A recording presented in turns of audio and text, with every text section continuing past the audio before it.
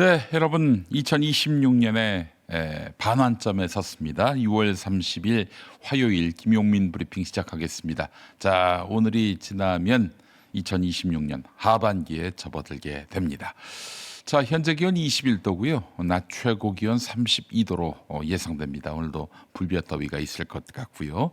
흐리고 맑은 날씨 예보됐습니다. 국회가 오늘 낮 2시에 본회의를 열어서 후반기 상임위원장 선출에 나섭니다. 네, 그렇죠. 22대 국회 후반기 상임위원장. 앞서 여야는 어제까지도 후반기 원구성 협상을 이어갔지만 법사위원장 배분을 놓고 이견을 좁히지 못했습니다. 한편 오늘 한성숙 국무총리 임명 동의안도 처리하게 됩니다. 6.4 지방선거 결과로 수장이 교체되는 지방자치단체가 오늘을 기해서 일제히 단체장 퇴임식을 합니다. 물론 안 하는 곳도 있습니다만은 자, 그리고 내일은 민선 8기 단체장 취임식이 열리게 됩니다. 오늘 아침 신문 살펴볼까요? 자, 대구매일신문 어제 이재명 대통령과 주요 기업 총수들의 3대 메가 프로젝트 발표에 대해서 대구 경북이 소외됐다. 이렇게 일면에서 떠벌리고 있습니다. 자, 그런데 정부의 설명은 전혀 다릅니다. 이재명 대통령은 산업화 시기 국가자원이 부족해서 수도권 집중과 영남 중심 산업 배치가 이루어졌고 그 결과 지금은 수도권은 과밀, 지방은 소멸 위기에 처했다고 진단했습니다.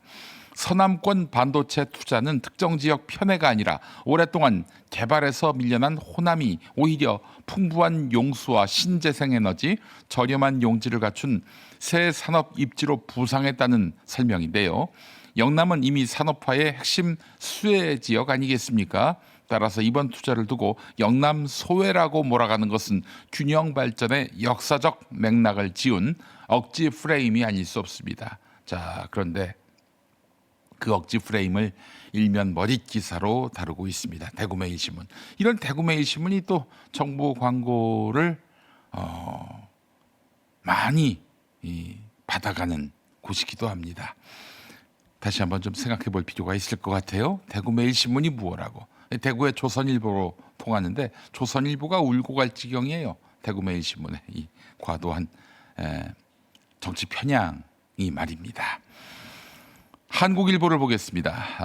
한국일보는 이재명 대통령 집권 초반부터 유시민, 김어준 씨의 견제가 시작됐다고 짚었습니다. 그러니까 유시민, 김어준이 이재명 정부를 견제했다는 얘기예요. 유시민 전 노무현 재단 이사장은 이재명 대통령이 지지층이 원한 증축이 아닌 재건축을 하려 한다며 자신감이 지나쳤다고 비판했고 김어준 씨도 코어 지지층 이탈을 경고했지요. 그러나 칼럼은 이 같은 조기의 반기를 든 것이 이재명 정부의 리더십을 흔들고 민주당 전당대회와 맞물려 지지층 분열과 조기 레임덕을 부를 수 있다고 우려했습니다. 자, 지금 유시민, 김어준의 지멋대로 떠드는 것이 정권의 조기 레임덕을 부를 수 있다는 것입니다. 이게 누구에게 도움이 되는 것입니까? 유시민, 김어준을 열심히 소비하다 못해 그들을 옹호하는 태도는 민주정부의 조기 몰락을 부르는 우를 범한다는 것을 우리는 알아야 할 것입니다. 대통령 비판은 가능하지요. 그러나 지금 필요한 것은 진영 내의 주도권 다툼이 아니라 국정 안정이라는 지적을 오늘 한국일보가 밝히고 있습니다. 6.3 지방선거 서울시장 선거 결과를 두고 민주당 서울지역 의원들끼리 모여서 우려를 나눴다고 합니다. 부동산 정책 우려인데요. 한국일보에 따르면 민주당 서울시당 회의에서는 강남 3구뿐 아니라 동작, 영등포, 광진, 강동 등 이른바 한강벨트에서 보수세가 강해진 데 대한 위기감이 공유됐습니다. 특히 고가 1주택자와 다주택자 세부담 강화, 종부세 공정시장가액 비율 인상 등 세제 중심 대책에 대해서 세금만으로 집값을 잡을 수 없다는 지적이 나왔습니다. 공급 확대와 전월세 대책 없이 규제만 앞세우면 2028년 총선에서 수도권 민심 이반이 더 커질 수 있다는 우려가 제기됐습니다. 자, 중앙일보 기사 하나 더 보겠습니다. AI 수요가 폭증하면서 구글과 메타 같은 빅테크도 컴퓨팅 자원 부족에 직면했다는 소식입니다. 파이낸셜 타임스에 따르면 구글은 자사 AI 모델 제미나이를 쓰는 메타에 사용량 제한을 걸었습니다. 메타의 요청량이 구글이 감당할 수 있는 연산 용량을 넘어섰다는 이야기인데요. 구글 CEO도 클라우드 수요를 다 갖췄다면 매출이 더 컸을 것이라며 공급 제약을 인정했습니다.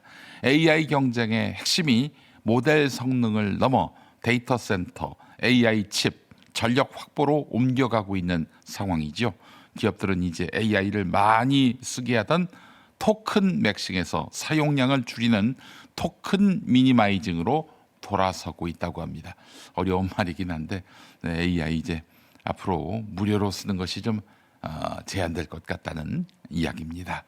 자, 오늘 아침 신문 기사 살펴봤고요. 방송 뉴스도 봐야죠. TV 뉴스 리뷰 함께합니다. 새벽 3시라는 이른 시간에도 인천공항 입국장에는 홍명보 전 감독의 귀국을 지켜보려는 축구팬과 취재진 수백 명이 몰렸습니다. 붉은 악마는 한국 축구는 죽었다는 문구가 적힌 대형 현수막을 내걸고 북중미 월드컵 실패에 책임을 묻는 구호를 외치며 강하게 항의했습니다. 잠시 뒤 홍명보 전 감독이 입국장의 모습을 드러내자 현장의 분위기는 더욱 격앙됐습니다. 결전지로 떠난 지 약 한 달 만에 32강 진출마저 실패한 채 돌아온 홍 전 감독은 팬들의 야유 속에서도 별다른 사과나 입장 표명 없이 침묵을 지켰습니다. 팬들한테 한마디 해주세요, 팬들한테. 홍 전 감독은 굳은 표정을 지으며 약 30초 만에 입국장을 빠져나갔습니다. 팬들의 분노는 홍 전 감독이 떠난 뒤에도 이어졌습니다. 대한축구협회는 죽었다는 의미의 영정사진이고요. 국민들이 나서야 합니다. 국민들이 나서서 축구협회 새롭게 청산하고 새롭게 시작해야 됩니다. 지난 2019년 미국 유명 패션 잡지의 칼럼니스트 진 캐럴은 90년대 중반 뉴욕의 한 백화점 소금 매장에서 트럼프 대통령에게 성폭행을 당했다고 주장했습니다. I preceded him into the dressing room. The minute he closed that door, I was banged up against the wall. I hit my head really hard. Boom. 트럼프 대통령은 모르는 사람이라며 혐의를 전면 부인했습니다. She's not my type. I think she's sick, mentally sick. 1심 배심원단은 캐럴이 주장한 성폭행 혐의는 인정하지 않았지만 성추행 사실은 인정된다고 판단했습니다. 항소심도 같은 판단을 유지했고 트럼프 대통령은 지난해 대법원에 상고했지만 현지 시간 29일 연방 대법원은 이를 받아들이지 않았습니다. 이에 따라 트럼프 대통령이 캐럴에게 500만 달러, 우리 돈 약 77억 원을 배상하라는 원심 판결이 그대로 확정됐습니다. 트럼프 대통령은 자신의 SNS를 통해 한 번도 만난 적 없는 여성이 꾸며낸 가짜 사건이라며 대법원 판단을 강하게 비판했습니다. 투자계획 발표가 끝나자 이재용, 최태원 회장과 함께 무대 위에 섰습니다. 이 대통령은 대한민국의 새 역사가 시작되는 감격적인 순간이라며 두 사람을 국민 영웅이라고 불렀습니다. 국가 영웅 또는 국민 영웅이라고 불러드리고 싶습니다. 기업이 이익을 위해서 활동하기도 하지만 국가 공동체의 미래를 위해서 활동할 수도 있다는 점을 확실하게 증명했습니다. 이 대통령은 두 총수를 향해 허리를 깊이 숙였고 두 사람도 대통령의 진심에 화답했습니다. 기업인의 한 사람으로서 일조하게 되어 영광으로 생각하고 있습니다. 열심히 하겠습니다.